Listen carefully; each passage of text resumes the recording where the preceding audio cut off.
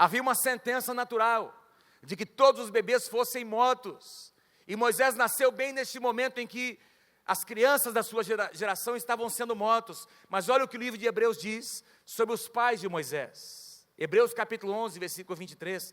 Pela fé, Moisés, recém-nascido, foi escondido durante 3 meses por seus pais. Agora você tenta me explicar como é que um pai e uma mãe conseguem esconder uma criança recém-nascida por 3 meses. Mas aqui tem uma razão pela qual eles conseguiram esconder. Pois estes, os seus pais, viram que ele não era uma criança comum.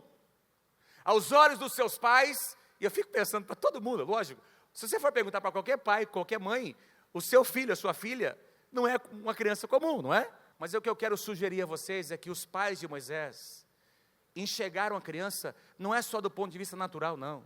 Eles enxergaram algo profético naquela criança.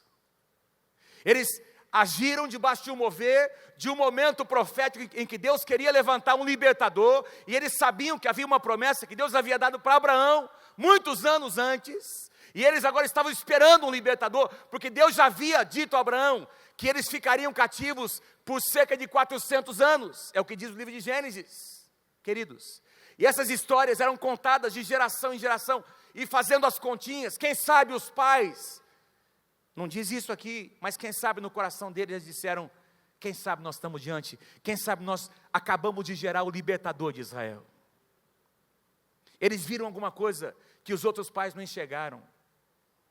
Viram que ele não era uma criança comum e não temeram o decreto do rei. Não temeram o decreto do rei. Isso significa que eles enfrentaram a pessoa mais poderosa na face da terra e poderiam ter sido mortos por isso, amados. Mas eles decidiram resistir algo que era ruim, uma sentença maligna, porque eles tiveram uma visão profética sobre a nova geração. Nós nunca podemos separar uma pessoa da sua época.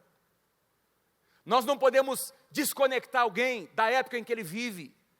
Portanto, você não pode simplesmente dizer, eu nasci no lugar errado, na família errada, na época errada. E estou aqui para dizer a você que você nasceu exatamente no tempo de Deus. Deus escolheu, Deus determinou, Deus desenhou, Deus escreveu, queridos, que você ia nascer neste lugar, nessa época, para cumprir um alto propósito nas suas mãos.